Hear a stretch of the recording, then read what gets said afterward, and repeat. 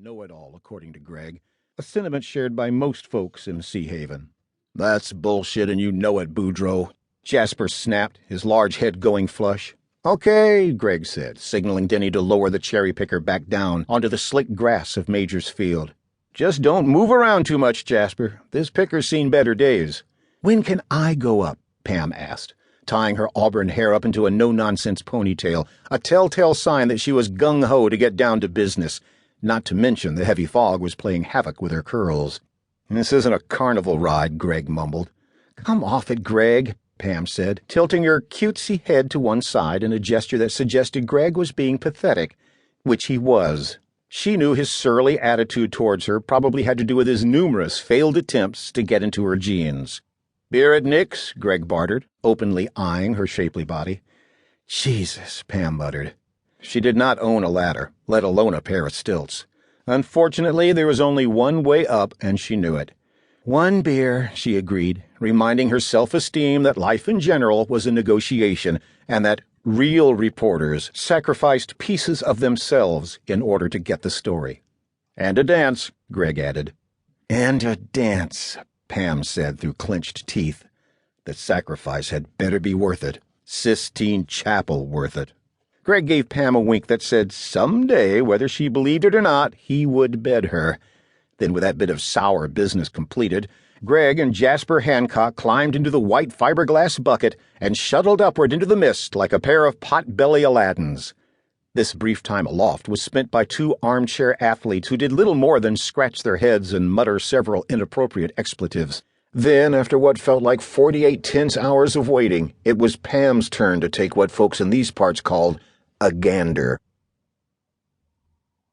The ride up was bumpy, and Greg, being the pig that he was, used the hydraulic turbulence to fake stumbling forward so that he could rub his manhood up against Pam's posterior.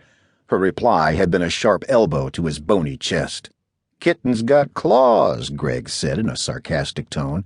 "Fall on me again, and you'll fall out of this bucket," Pam said, in a polite voice that had just enough edge to let him know that she would go good on that threat. "Ease up, honey buns," Greg said. "I was just warming up for our dance." Pam rolled her eyes in disgust as she readied her digital camera to capture that whispered curiosity. Again, she reminded herself that a position on LTV News waited at the end of the proverbial rainbow. After all, the Haven Bugle was just a stepping stone on her otherwise rocky career path towards something bigger and better, because being a TV news reporter with the #1 media outlet in the Maritimes was where she truly belonged. She would even go as far as to say it was written in the stars. Therefore, she prescribed to the foregone conclusion that her yellow brick road would inevitably lead to the coveted anchor desk, because it was, in fact, fate's calling.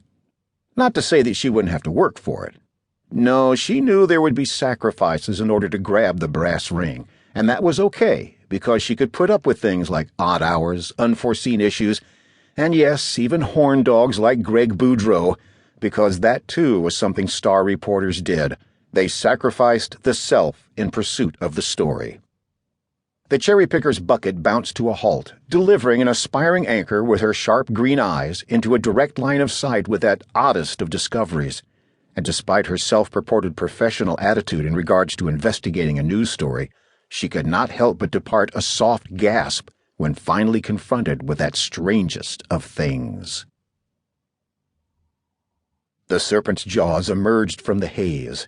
Its tall fangs, cast with the pitted iron, yawned silently into the firmament, its venom a corrosion of rusted metal. The snake's massive tongue forked its prongs to taste the air, the source of its voice lost within the dark hollows of its cavernous throat. Its eyes, mute but menacing, glared onward with predatory fascination. The serpent's soul, forged in armor, contained its ire within the bars of its prison, its bite stuck in a pose that would not release its sting to mortal flesh. Yet, despite its unnatural stillness, it nonetheless exuded an element of motion, its pretense given to attack. Atop its flat skull, a crown symbol lay carved into that hardest of obstructions. The mark was of evil, and its symbolism, while cryptic, nonetheless bore its favor. Beyond the serpent's glare, a snarling gargoyle lay in wait, its scaly head sculpted from that same texture of unyielding iron.